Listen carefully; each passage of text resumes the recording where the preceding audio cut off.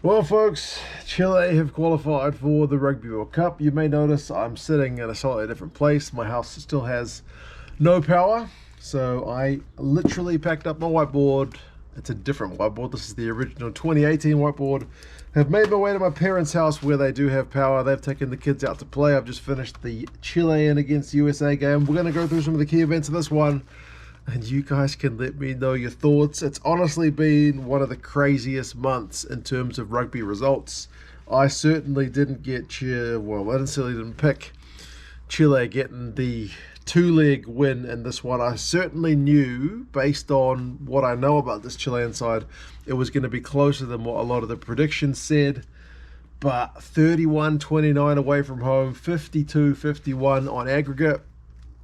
Wow, massive congratulations. This is massive for Chilean and South American rugby. Maybe not so good for American rugby. No kidding. Like, goodness gracious me, this is a big time low point, unfortunately. But I mean, on a positive note for the Americans, they had a great crowd, very vocal, good conditions, and it started amazingly well for them, didn't it? I mean, to be fair, Taufete'e got driven back early, so that wasn't amazing. And they kicked it dead. There were so many kicks dead in this one. I don't think the guys were used to the altitude.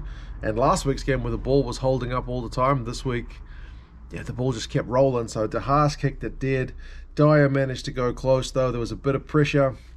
Bit concerningly for the States, their first maul attempt was rebuffed, and certainly the Chileans looked to have worked on a bit of their maul defense compared to last week, where the US forwards seemed to get a bit more dominance. But I mean, De Haas gives away a bit of a soft penalty for not rolling, so it's kind of a free exit for the Chilean boys when they were under the pump. But first try of the game, it is Josefo. It's on the 11-minute mark, and it's proper magic, man. De Haas goes down the blind side. Josefo chips over the top, and De Haas is the man who gathers it. And then while he's in goal, he knows he can't force it. So instead of trying to make a meal of it himself, he's got the presence of mind to pass the ball back to Josefo, who's unmarked, and Josefo is able to force it. And a great sideline conversion makes it 7-0. And yeah, the US kicked it dead again, though, a little bit struggling. Uroz, the fullback for Chile, did well to keep one of the US penalty kicks infield. Like, it didn't let it go into touch, so a bit of commitment from them. But it was another maul chance, another one pushed back from the US, but eventually Josefo gets his second of the match on 24 minutes. It's the left wing again. I mean, Bonasso had a good carry, Savetta had a big carry, Dolan with the pass over. So, I mean, great conversion again, 14-0. This is all kind of going to script according to the States' plans, right? I mean, back home, they were supposed to kind of run away with this one, and it's looking likely. The US will be a little bit mad with the ref on 26 minutes because he kind of gets in the way when they were going to score a try from close range. But it doesn't matter because for the resulting 5-meter scrum, McGinty's able to go over on 31 minutes. So they still get the try. But crucially, they missed that conversion. That was the easiest kick compared to the first two for McGinty. But he missed that one. It's still a 19-point lead. They shouldn't be losing this game from here, surely, the States. But if the first try had gone over, where the ref got in the way, that's right under the stick, so that's a guaranteed 7. Looking at that scoreline, that's a pretty brutal one. But at the time, I was kind of thinking nothing of it. The US have had all the territory, all the possession. It's pretty dominant, as kind of was scripted. But Savetta gets yellow card for a bit of a dangerous clean-out. And from there, the Chileans go to work, man. Their maul gets advantage, and then Torrealba, the halfback, he just kind of crabs sideways, sniping, and then nobody touches him. He just waits till the spaces opens up. Like, nobody smashed into him. It was kind of one of those bizarre ones where you're just kind of waiting and waiting for the tackle to come. It never comes. So yeah, punish the yellow card, 19 points to 7. USA don't do themselves any favors by throwing a line out not straight once the game gets back underway from the restart. So the momentum that they built up with that 19-0 lead is ebbing away. The Chileans are starting to build the momentum themselves. And then Garfulich, on 39 minutes, Matias, he's able to convert the second try. I mean, to be fair, that was Salvador Luis, the big loose head prop. He had a big carry. He had an offload. The number 12, Casas, drew two American defenders, and Dyer bites in, and then the offload to Garfulik. Man, it goes over, he goes past Hermahays, he's able to get past De Haas. Great try, great conversion. So from being 19-0 down, it's 19-14 at the break. So absolutely tight stuff. And a bloody costly yellow card for the Americans, man. 14 points conceded. The Chileans actually missed the penalty at the end of the yellow card at the start of the second half as well, so it could have been more. But 14 points in that yellow card period, really, really costly. 45 minutes though, the US, this is the second half obviously, they get a scrum penalty, they opt for touch, they maul it, they get advantage, they knock it on, but they go again, and this time Telfate is able to go over. So maybe that calms a wee bit of the nerves. They've conceded 2 tries in a row. Get back to your strength, go back to the core of your game. 26-14. It's time to settle things down, maybe slow the game down. No. Chile immediately reply, pretty much straight from the restart.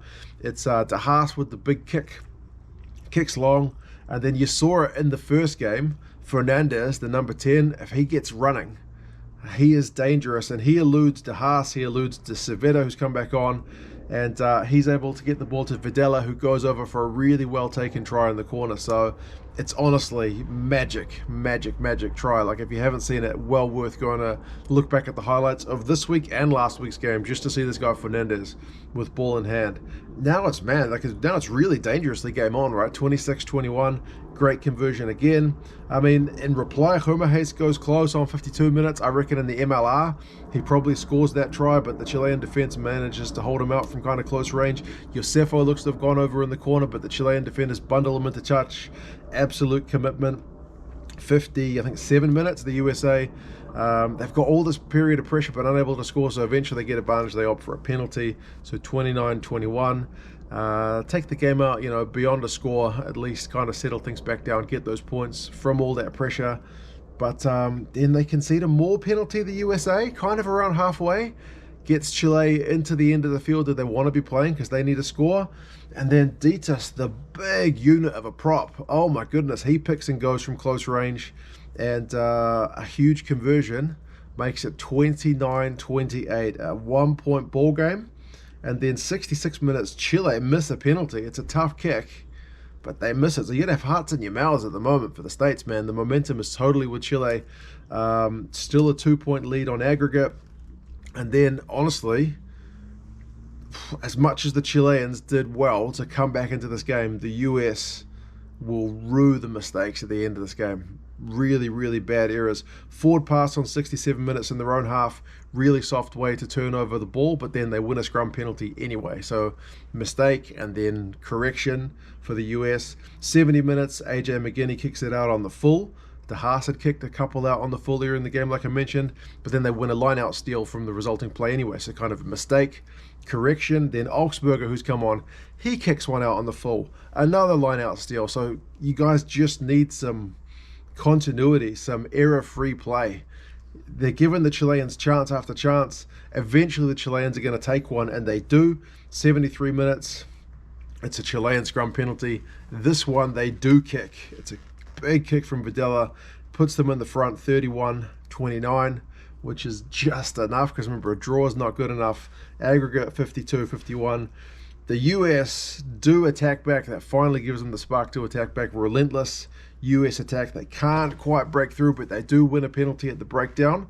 AJ is just lining up the shot at goal, but the referee on the replay spots a neck roll, and that overrules the penalty. So it's a penalty to Chile.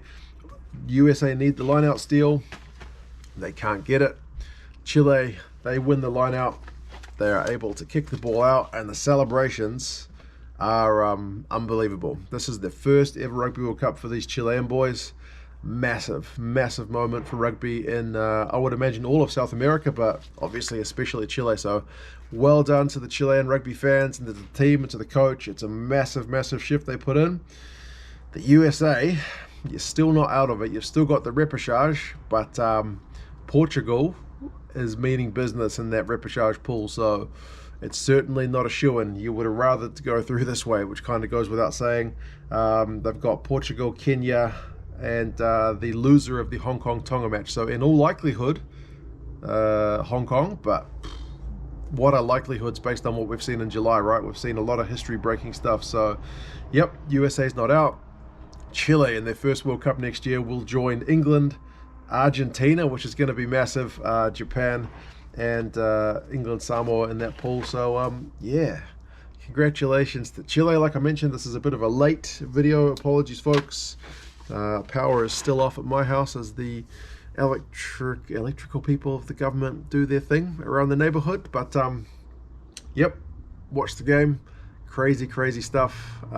If you guys have seen it, do let me know your thoughts. I will reiterate one more time, congratulations to Chilean fans. I look forward to watching more of your players heading into the World Cup. And for American fans, you still got a chance, but it's going to be really competitive. I think it's in November, the repechage. So Gary Gold needs to get all his ducks in a row, because he's got a pretty big job ahead of him. But anyway, you guys let me know your thoughts, and I'll talk to you guys again soon. See you later.